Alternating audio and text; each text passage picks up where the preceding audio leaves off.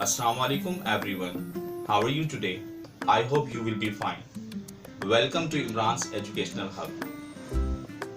खुशामदीद आज की level 12 class में। तो क्लास स्टार्ट करने से पहले डियर व्यूअर्स, मैंने लेवल 10 में दो अनाउंसमेंट की थी। एक तो मेगा टेस्ट कंपटीशन के हवाले से थी और दूसरी मैंने कहा था कि आपको नेक्स्ट क्लास में बताऊंगा। तो वो मैं आपको स्टार्टिंग में ये बता रहा हूँ कि इंशाअल्लाह ताला अल्लाह के फजल करम से और आपके ताउन से नेक्स्ट क्लासेस में मैं इंग्लिश लैंग्वेज की क्लासेस तो आपसे ले रहा हूँ, लेकिन इसके साथ साथ आपकी कंप्यूटर की क्लासेस भी स्टार्ट होने जा रही हैं। कंप्यूटर की क्लासेस को भी आप फ्री कांटेक्ट कर सकते हैं। तो उसके लिए सबसे पहला काम ये होगा कि मेरा चैनल ही एक है, लेकिन उस चैनल में दो काम हो रहे हैं कि लैंग्वेज की क्लासेस भी हो रही है, कंप्यूटर की क्लासेस भी हो रही है। तो आप कैसे आइडेंटिफाई कर पाएंगे कि लैंग्वेज की क्लासेस की वीडियोस कौन सी है और कंप्यूटर की क्लासेस की वीडियोस कौन सी है? तो सबसे पहले मैं आपको थंबनेल टैग जैसे ही वीडियो के ऊपर लिखा हुआ आता है, अभी थोड़ी देर में आपके सामने आ जाएगा। तो ये हमारा होगा इंग्लिश लैंग्वेज क्लासेस का टैग। देखिए इसको।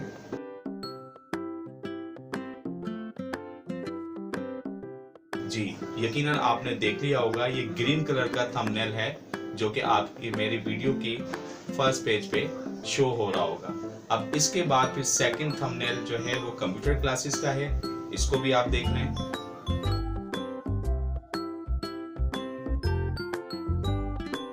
जी डियर व्यूअर्स, ये थंबनेल जो है आपका ब्लू कलर में होगा जो कि कंप्यूटर क्लासेस के हवाले से होगा।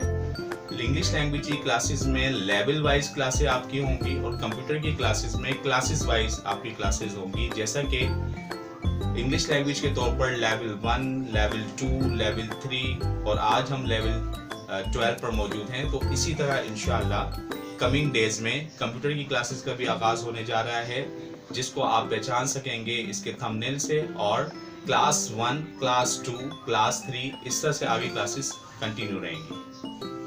सो डियर व्यूअर्स, आइए अपनी आज की क्लास का आगाज़ करते हैं।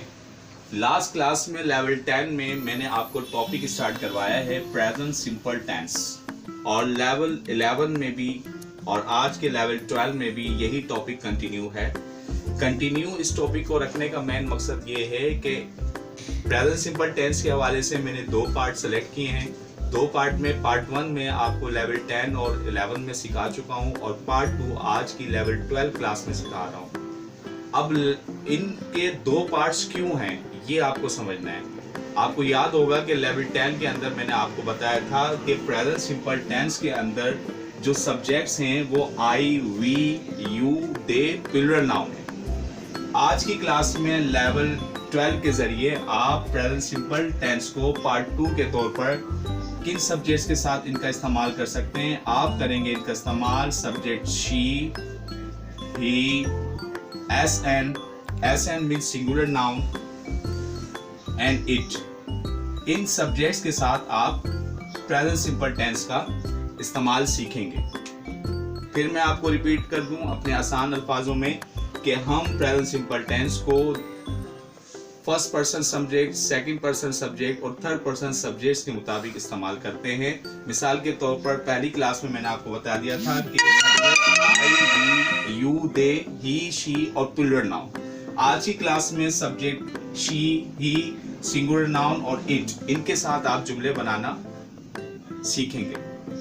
तो आपने स्ट्रक्चर पे पहले गौर करना है कि स्ट्रक्चर में उन तमाम जो पार्ट 1 में मैंने आपको सब्जेक्ट्स का इस्तेमाल करवाया है और पार्ट 2 में आज सब्जेक्ट का इस्तेमाल करा रहा हूँ, तो डिफरेंस क्या आ रहा है। Look at the board carefully कि सब्जेक्ट नंबर 1 स्टेप है, उसके बाद सेकंड स्टेप है first form of the verb. यही दो step I, we, you, they के साथ भी थे, लेकिन यहाँ पर जो डिफरेंस आ रहा है वो आ रहा है एस और ई एस के इजाफे का। मीन्स डेट आपको वर्ब की फर्स्ट फॉर्म के साथ एस और ई एस का इजाफा करना है। अगर आपके जुमले, आपके sentences I, we, you, they, plural noun के साथ होंगे तो वहां आप एस और ई एस का इजाफा नहीं करेंगे। एग्जाम्पल के तौर पर आप देखें, शी राइट्स अ लेटर।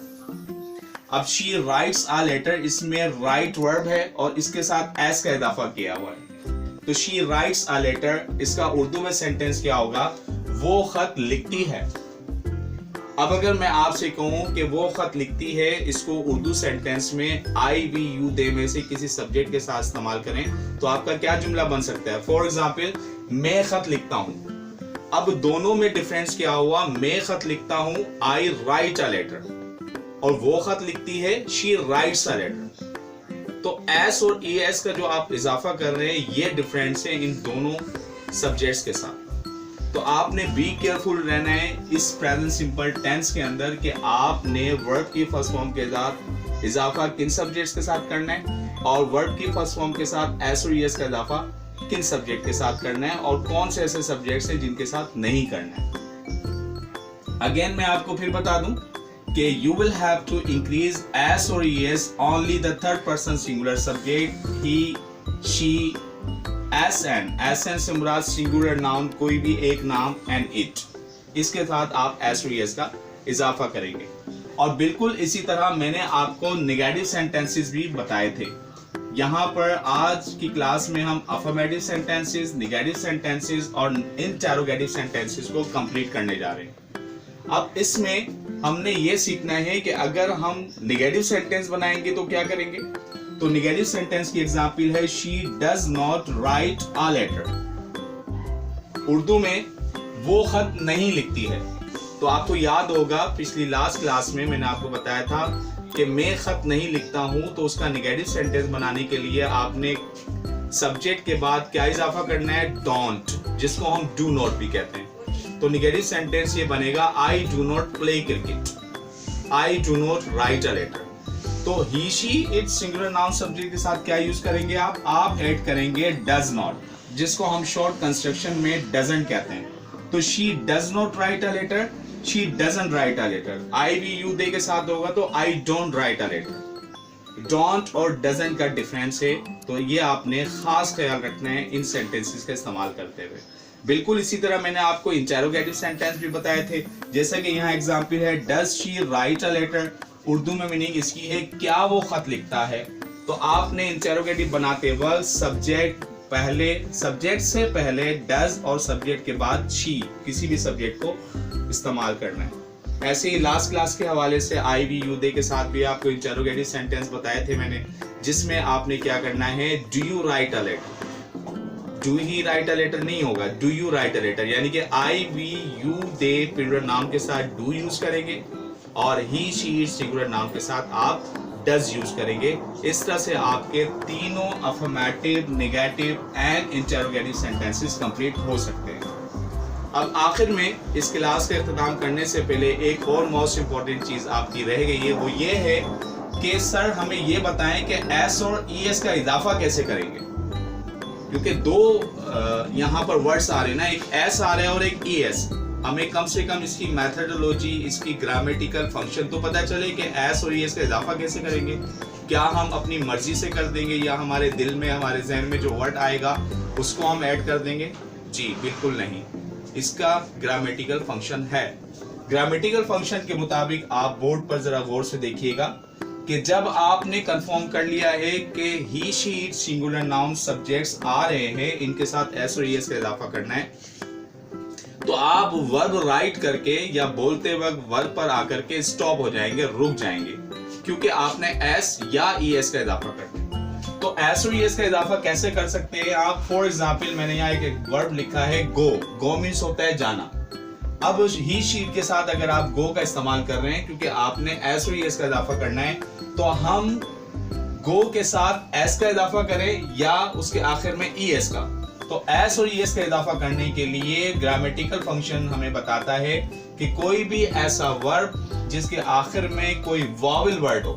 अब वॉवेल वर्ड्स कितने होते हैं? ए टू जेड अल्फाबेट्स में से ए, ई, आई, ओ, यू।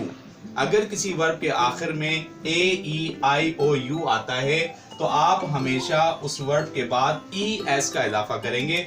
जैसे कि गो का लास्ट वर्ड है ओ, तो गो के बाद ओ के बाद आप ई एस का इजाफा कर देंगे, गोज बन जाएगा। तो जुमला क्या बन जाएगा? She goes to school, she goes to college, she goes to university. Next हमारा वर्ब यहाँ लिखा हुआ है रीड, मीन्स दैट ए से जेड तक 5 अल्फाज वॉवेल्स होते हैं, बाकी रिमेनिंग जो वर्ड्स होते हैं वो कॉन्सोनेंट्स कहलाते हैं। तो कोई भी ऐसा वर्ड जिसके आखिर में कोई कॉन्सोनेंट वर्ड हो तो उसके बाद हम एस का इजाफा करते हैं, READ रीड, रीड के बाद आप एस का इजाफा कर देंगे, वो जुमला बन जाएगा रीड्स।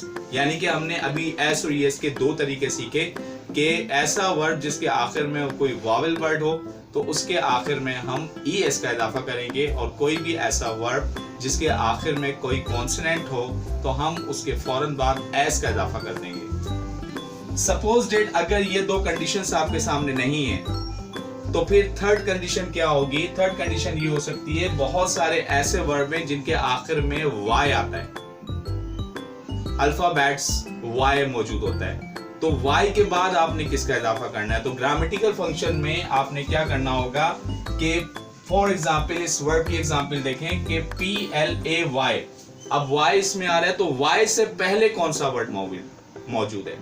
मीन्स डेट कि वाई से पहले कोई वॉवेल वर्ड मौजूद है या वाई से पहले कोई कॉन्सोनेंट वर्ड मौजूद है। तो आपने ये याद रखना है कि अगर कोई भी ऐसा वर्ड जिसके आखिर में वाई हो और वाई से पहले कोई कॉन्सोनेंट वर्ड हो तो आप वाई के बाद एस का इजाफा कर देंगे। जैसे कि यहां पर स्पेलिंग देखें, PLAY प्ले, अब प्ले के आखिर में वाई आ रहा है और वाई से पहले ए मौजूद है। अब ए क्या है? वॉवेल वर्ड है, तो हम वाई के बाद किसका इजाफा कर देंगे? एस का।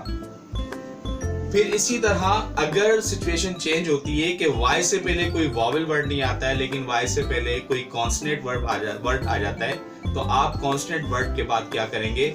आप y को रिमूव करेंगे, y की जगह i लिखेंगे, फिर es का इजाफा करेंगे। जैसे कि यहाँ पर वर्ब है HAPPY, हैप्पी, हैप्पी मीन्स खुश होना, तो y से पहले p मौजूद है। What is p? p is consonant, तो y से पहले अगर कोई कॉन्सोनेंट वर्ड मौजूद है तो हम y की जगह i लिखेंगे और फिर es का इजाफा करेंगे। तो ये हो गए आपके 4 स्टेप्स। नंबर 1 कि अगर किसी वर्ब के आखिर में कोई वॉवेल वर्ड है तो हम ES का इजाफा करेंगे। नंबर 2 अगर किसी वर्ब के आखिर में कोई कॉन्सोनेंट वर्ब है तो हम वहां पर S का इजाफा करेंगे।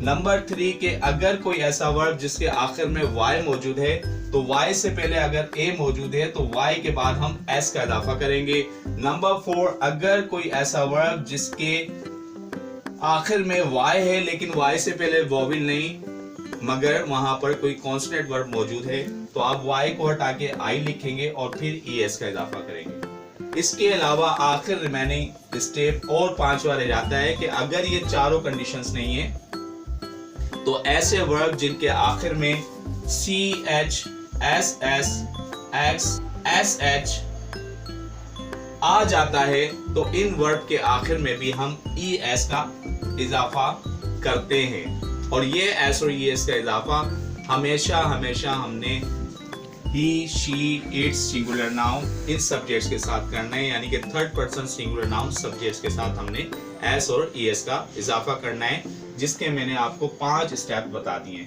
अब CH, SS, X, SH इन वर्ब्स को भी आप देख लें। फॉर एग्जाम्पल CH से रिलेटेड हम वर्ब सोचते हैं कैच, कैच मीन्स क्या होता है? पकड़ना, catch, you are catching a ball, okay.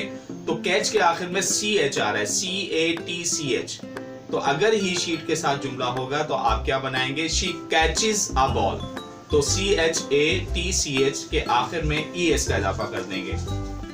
Double S से रिलेटेड कोई वर्ब अगर हम सोचते हैं, फॉर एग्जाम्पल प्रेस, दबाना, तो प्रेस के आखिर में डबल S आ रहा है तो हम ES लगा देंगे, शी प्रेसेस माई ड्रेसेस।